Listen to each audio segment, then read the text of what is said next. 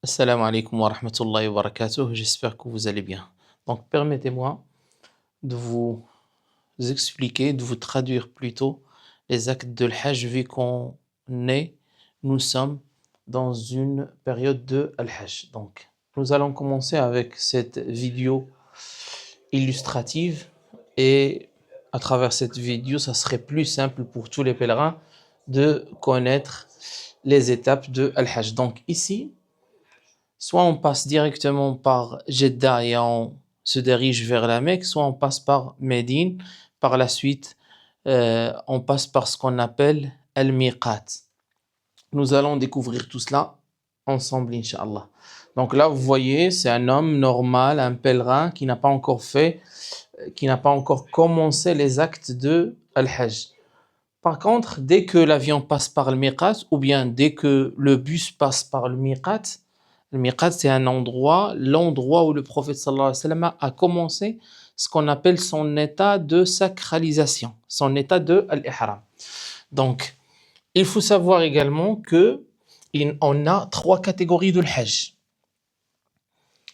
Donc, la première, c'est al-ifrad. Donc, dans le Hajj, il y a 3 Hajj. Soit on fait le ifrad, soit on fait ce qu'on appelle le qiran, ou bien le tamattu'.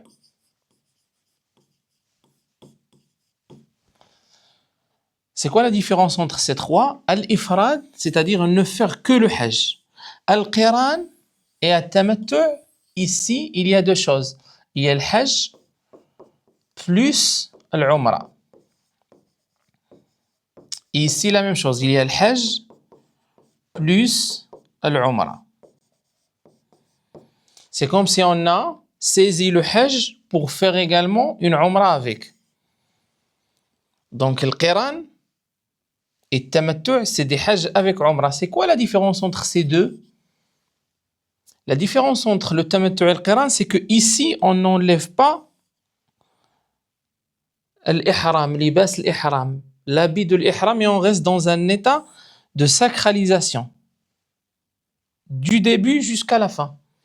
Et ici, dans le tamattu', on enlève l'état de sacralisation, on fait la umra, on termine la umra, on se désacralise et par la suite, dès que le hajj commence, on remet ce qu'on appelle les bas al-ihram et on rentre également dans une niya de sacralisation. Et l'ifrad, c'est juste faire le hajj, se diriger vers la Mecque que pour faire le hajj. Et d'ailleurs, c'est ce qui a été fait par le prophète sallallahu alayhi wa sallam lui-même. Il y a un débat, bien évidemment, une divergence. C'est quoi le mieux entre les savants? Et par la suite, nous avons ce qu'on appelle les limites spatiales, ce qu'on appelle miqat pour commencer notre hajj.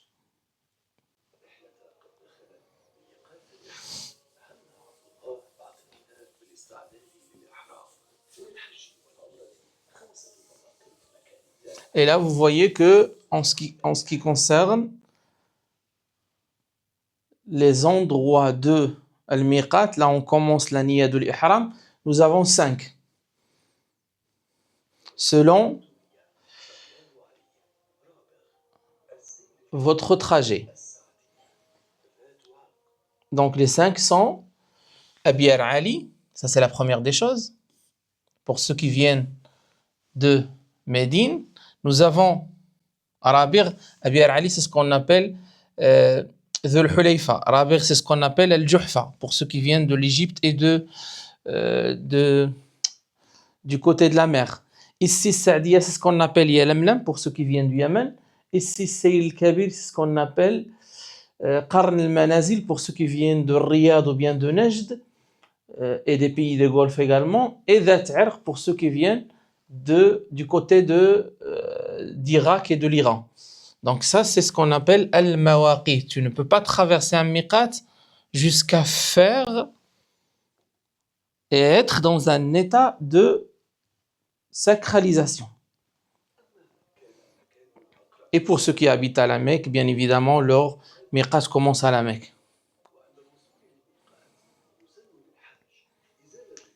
Ici, dès qu'on arrive en fait au miqat, avant de se mettre dans un état de l'ihram, dans une niya de l'ihram et mettre également l'habit de l'ihram, tout ce qui est le fait de couper ses cheveux, se parfumer, faire un ghusl, une douche, les ablutions majeures et mineures, tout cela est autorisé, bien sûr, et recommandé, avant de passer par le miqat. Et dès qu'on arrive à le miqat, dès qu'on fait notre ghusl, dès qu'on se prépare comme il se doit, pour l'état de sacralisation, on met ce qu'on appelle l'habit de l'ihram. Et dans l'habit de l'ihram, il y a deux choses. Il y a ce qu'on appelle le rida et le izar. Les deux tissus qu'on utilise pour l'ihram. Et bien sûr, il est interdit de couvrir la tête et interdit de couvrir tout le talon. Donc, des chaussures comme ça, c'est interdit. Pourquoi? Parce qu'il couvre tout le pied. Et pour les femmes, bien évidemment, il n'y a pas de restriction au niveau des habits, à l'exception de couvrir le visage et les mains. Elle est dans l'interdiction de couvrir le visage et les mains. Donc là, on va parler des interdits de sacralisation, de la sacralisation. Avant de vous citer les interdits de la sacralisation, là, par exemple, lui, il va faire la niya. Et la niya ici, dans tous les actes d'adoration, la niya, c'est juste un acte du cœur. On ne la prononce pas. Par contre, lorsqu'il s'agit de l'umrah ou de l'hajj, on la prononce. Donc notre bonhomme, il va dire Al-mutamatти' yaqul labbayka Allahumma umratan mutamatti'an biha ila al-hajj.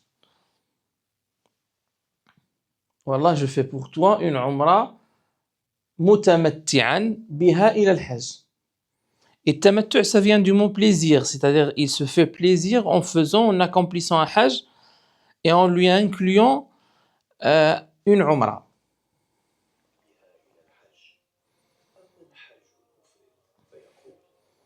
Pour le mufrid, celui qui ne fait que le hajj, il dit labbayka hajjan, et le qaran, il dit labbayka umratan wa hajjan.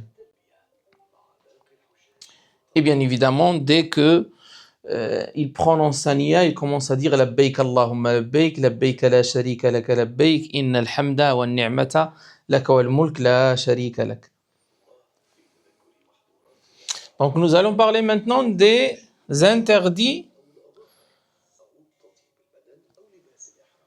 de cet état qu'est l'état de l'ihram. Donc la première des choses, ne pas se couper les cheveux. La deuxième des choses, ne pas se parfumer. La troisième des choses, c'est de ne pas couvrir la tête. Et la quatrième des choses, c'est de ne pas porter des habits qui épousent le corps.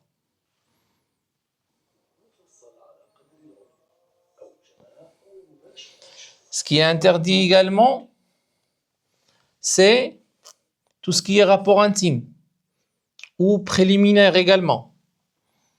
Ce qui est interdit aussi, c'est tout ce qui est acte de mariage ou acte de fiançailles.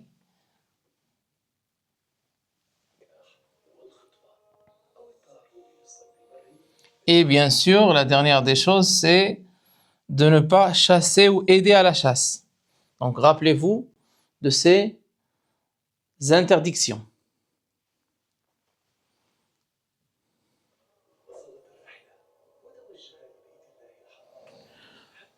Là, en arrivant à la Mecque et en rentrant bien évidemment à Al-Kaaba, on arrête ce qu'on appelle la talbiya. On ne dit plus labbayk Allahumma labbayk car nous allons commencer ce qu'on appelle le tawaf. Donc, dans ce tawaf-là, il y a ce qu'on appelle sunnat al-ittiba'. Là, vous voyez comment notre Abdullah a découvert son épaule droite. C'est ce qu'on appelle al-ittiba'. Ittiba'.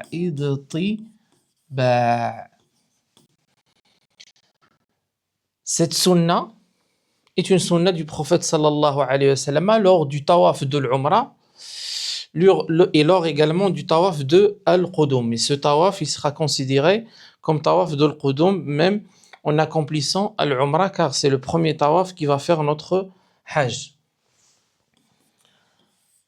Donc, sunnat al-ittiba', c'est celle-là.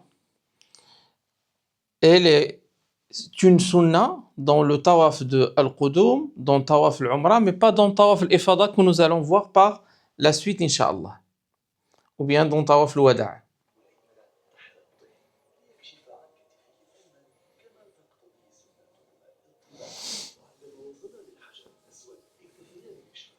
Et bien évidemment, le tawaf commence de Al-Hajar al-Aswad.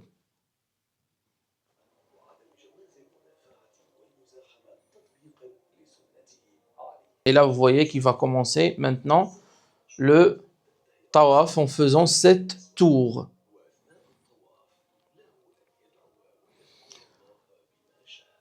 Et tu peux faire les invocations que tu veux.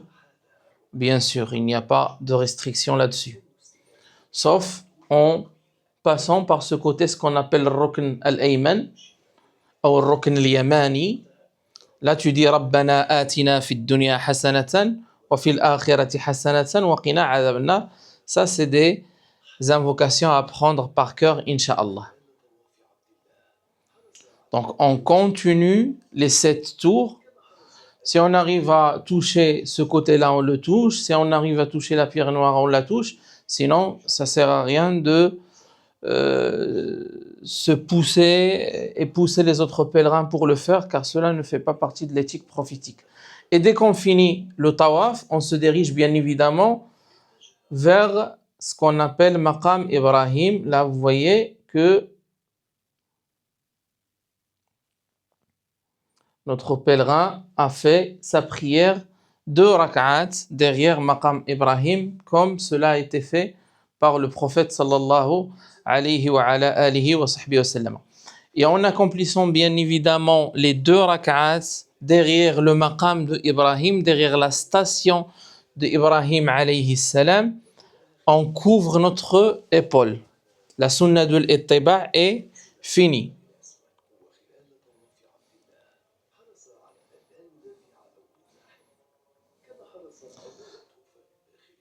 Et ici, bien évidemment, on ne passe pas par ici, parce que cet endroit entre ce qu'on appelle Hijr Ismaïl et la Kaaba fait partie intégrante de la Kaaba. Donc on fait le tawaf en dehors de Hijr Ismaïl.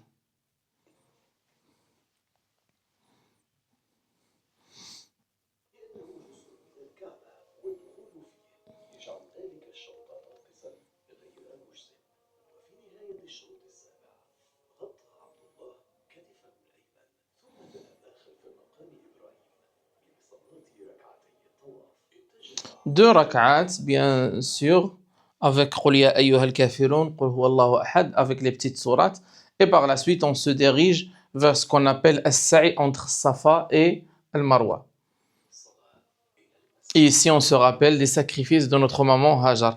Mais avant de se diriger vers le Safa et le Marwa, et en se dirigeant bien sûr vers Safa et le Marwa, vous allez trouver bien évidemment ce qu'on appelle Ma Zamzam. وَكَانَ النَّبِيُّ صَلَّى اللَّهُ عَلَيْهِ وَسَلَّمَ يَتَضَلَّعُ مِنْهُ. Donc buvez l'eau de Zamzam et buvez bien l'eau de Zamzam jusqu'à ce que vous le ressentez dans vos membres.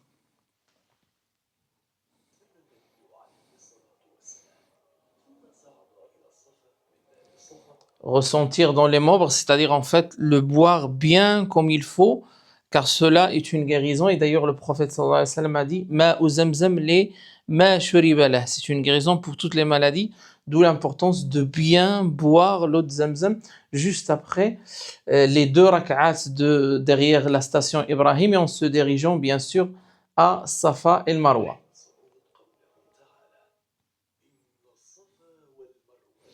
Et on commence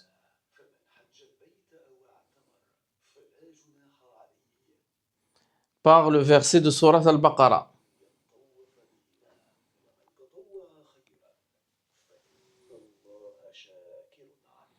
En arrivant à Safa, on dit Inna as-Safa wal Marwata min sha'airillah, faman hajja al-bayta aw i'tamara fala junaha alayhi an yatawafa bihima, wa man tatawwa'a khayran fa inna Allaha shakirun alim.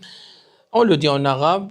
Pour ceux qui ne connaissent pas l'arabe, ils le disent en français, ils traduisent le verset en français, et on commence bien évidemment ce qu'on appelle les du'a de As-Safa et Marwa. La ilaha illallah wahdahu la sharika lah, lahul mulk wa lahul hamdu wa ala كل شيء قدير لا إله إلا الله وحده نصر عبده وعز جنده وهزم الأحزاب وحده. Et bien sûr, on commence à faire les tours et les invocations. On multiplie les invocations car c'est un endroit d'invocation par excellence. Donc entre Safa et le Marwa, ici nous avons Safa et ici nous avons Marwa. Et on fait bien sûr, hop,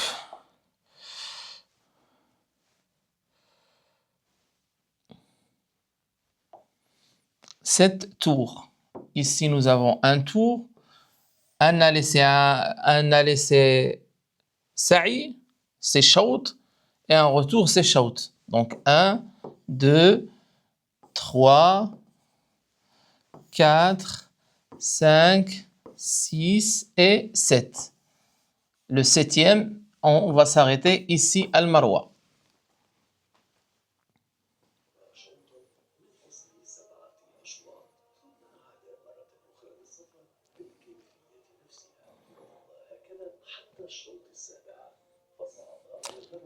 Et entre Safa et Marwa, il y a des lignes vertes, là où le prophète sallallahu alayhi wa sallam a fait ce qu'on appelle al-raml, c'est-à-dire le fait de courir un petit peu pour les hommes.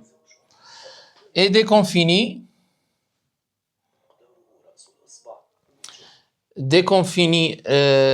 le sa'i entre Safa et le Marwa, on fait ce qu'on appelle le tahallul.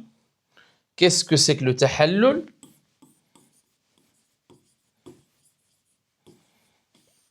Pour les hommes et pour les femmes, c'est le fait de se couper les cheveux. Pour la femme, elle rassemble en fait ses cheveux et elle coupe l'équivalent d'un phalange, ra's al-usbu'. Et pour les hommes, c'est le fait de se raser ou bien se couper les cheveux tout simplement.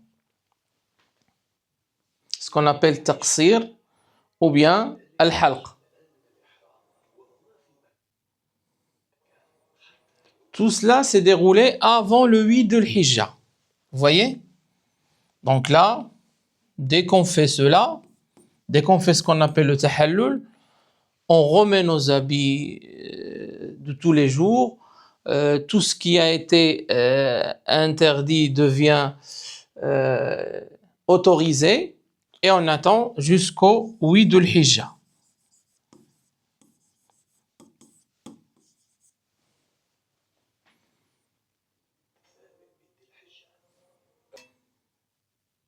Donc là, nous sommes le 8 de l'Hijja.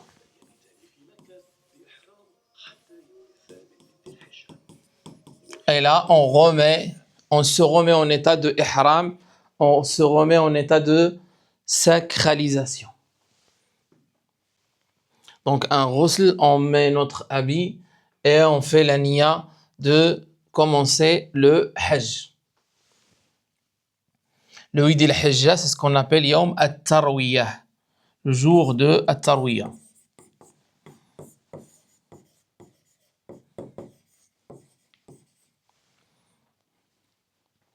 Donc là, vous voyez, ici il y a la Mecque, ici il y a Mina, ici il y a Muzdalifa, et après il y a Arafat. C'est ce que nous allons voir par la suite.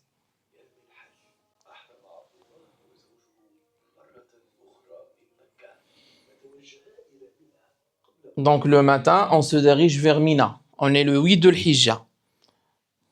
Donc nous sommes le 8 de l'Hijja, le 8-12 du calendrier hégérien. Et nous sommes à Mina. Qu'est-ce qu'on fait à Mina? On prie Dohr à 100 temps, 2 unités. On prie l'Asr à 100 temps, 2 unités. On prie le Maghreb, 3 unités parce qu'il n'y a pas de Qasr dans le Maghreb. Et on prie le Isha à 100 temps, 2 unités. Et on dort, on passe la nuit à Mina.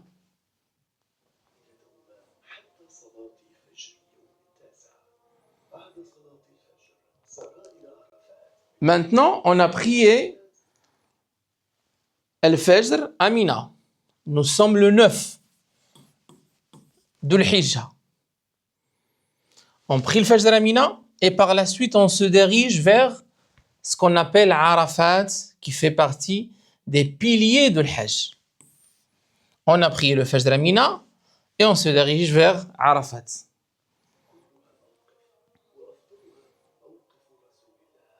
Le prophète sallallahu alayhi wa sallam a dit Al-Hajju Arafah. Et a dit également Khayru du'a'i du'a'u yawmi Arafah. Le meilleur dua est celui accompli pendant le jour de Arafah. Wa Arafah kulluha mawqif. Le prophète sallallahu alayhi wa sallam, il a passé la journée à côté des grands rochers, juste en dessous de ce qu'on appelle Jabal al-Rahma, le mont de la miséricorde. Mais toute Arafat, a dit sallallahu alayhi wa sallam, est une station, est un mawqif. Donc, chercher un endroit sans perturber les autres. Donc ici, dans Arafat, il y a bien sûr un prêche. Soit on le fait comme le prophète sallallahu alayhi wa sallam, à ce qu'on appelle Masjid Namira, s'il y a cette possibilité. La mosquée de Namira.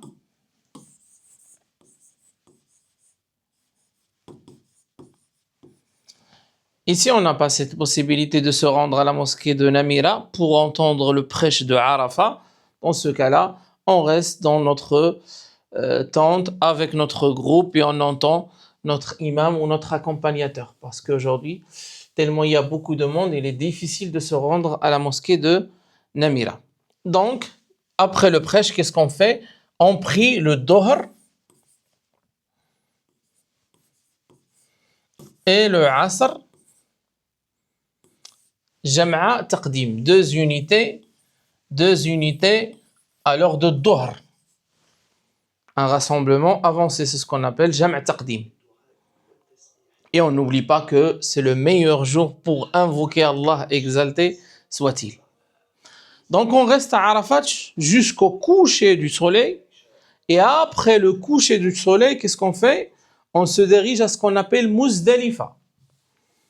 Rappelez-vous que nous sommes toujours le 9 Dhul Hijjah. Après le coucher du soleil, on reste jusqu'au coucher du soleil. On ne prie pas le Maghreb, vu qu'on a déjà pris le Dohr et l'Asr. À Arafat, on reste à Arafat jusqu'au coucher du soleil et après le coucher du soleil, on se dirige vers Muzdalifa. Donc ici, on ne prie pas le Maghreb, mais on va le prier plutôt à Muzdalifa. Et l'Isha également. Donc qu'est-ce qu'on fait? On fait maintenant à Muzdalifa, dès qu'on arrive à Muzdalifa, on prie le Maghreb et le Isha. Cette fois-ci, c'est pas à l'heure de le Maghreb, mais plutôt à l'heure de l'Isha. C'est ce qu'on appelle Jam' Ta'khir. Donc on prie le Maghreb 3 unités et on prie l'Isha 2 unités à l'heure de l'Isha. Donc on retarde cela pour l'heure de l'Isha, pour la nuit.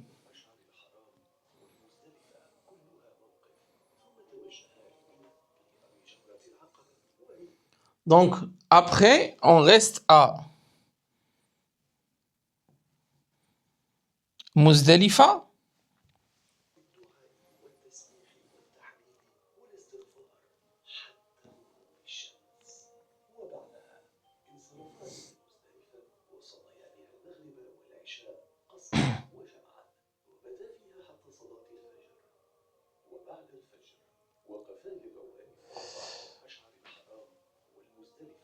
Donc, le Muzdalifa, il y a ce qu'on appelle le Mash'ar al-Haram.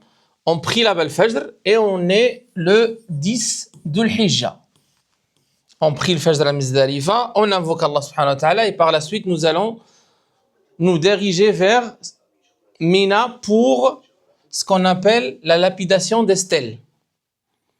Donc là, c'est le jour de Al-Eid. On se dirige vers Muzdalifa le matin, après le lever du soleil.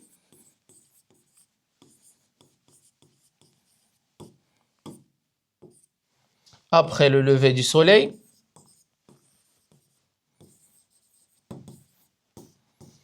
pour Mina, pour ce qu'on appelle Jammarat, lapider Jammarat al-Aqaba.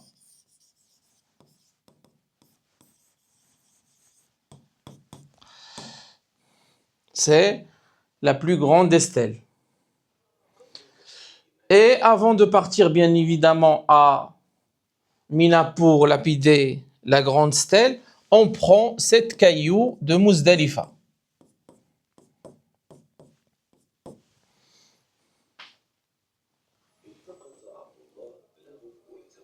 Ou dans le chemin, bien sûr.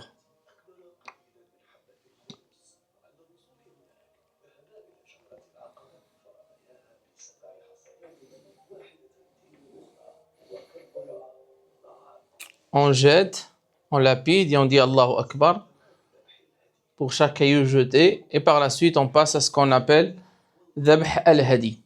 Et le Hadi, il est obligatoire pour le Tamattu' et pour le Qiran, et non pas pour celui qui a fait seulement le Hajj. Donc dans ce cas-là, c'est par procuration, parce qu'il y a beaucoup de pèlerins, donc cela est inclus bien sûr aujourd'hui dans le forfait de l'Hajj. Et par la suite, nous allons passer à ce qu'on appelle Tahallul al-Asghar. Ça, c'est le petit Tahallul. Nous sommes toujours le jour de l'Eid, le 10, on a lapidé les stèles. Qu'est-ce qu'on fait maintenant?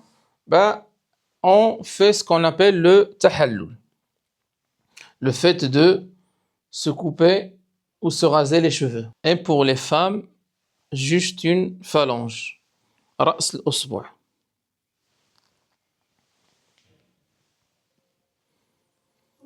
Et par la suite, nous sommes toujours le 10, nous allons nous rendre à la Mecque, de Mina vers la Mecque pour faire ce qu'on appelle Tawaf al-Ifada, qui fait partie des piliers du Hajj.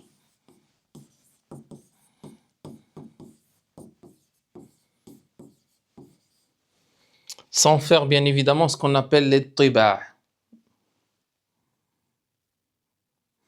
Ici, les savants autorisent également le Hajj, soit de rester avec ses habits de l'Ihram, vu qu'il a fait le premier, le petit tahallul, la petite désacralisation, ou bien de se rendre à son hôtel pour se changer, pour se doucher et se rendre à la Mecque à la Kaaba pour faire ce qu'on appelle Tawaf al-Ifada. Donc cela est autorisé. Et vous voyez d'ailleurs, il a changé de ses habits.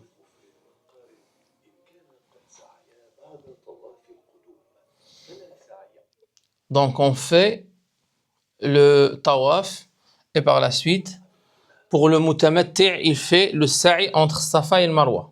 Donc il fait tawaf al-Ifada, puis le sa'i entre Safa et le Marwa, puis il revient vers Mina. Le soir du 10, il dort à Mina pour faire ce qu'on appelle la lapidation des stèles le 11, le 12 et le 13. Donc, ce qui lui reste à faire, le 11, le 12 et le 13 de l'Hijja, c'est la lapidation des stèles. La petite, la moyenne, la grande, la petite, la moyenne, la grande, la petite, la moyenne, la grande, 7 cailloux chaque.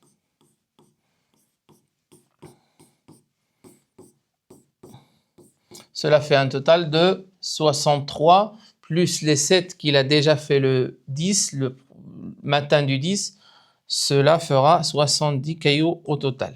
Donc le 11,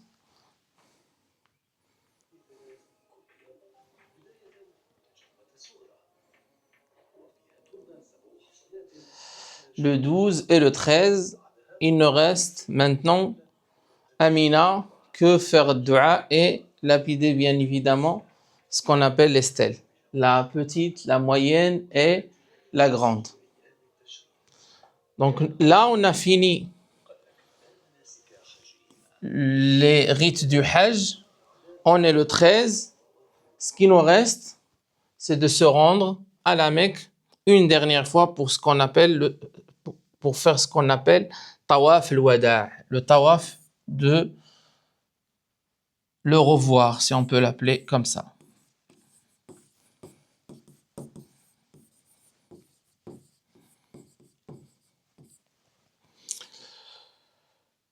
Une chose à préciser, c'est que lorsqu'on fait la petite désacralisation, tout ce qui a été interdit devient autorisé, à l'exception bien sûr des rapports intimes.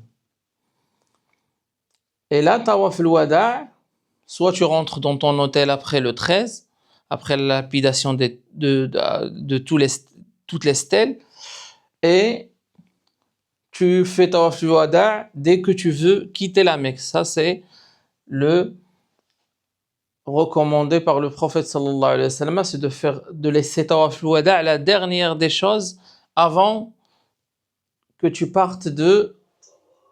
quittes la Mecque, avant que tu partes de Mecca.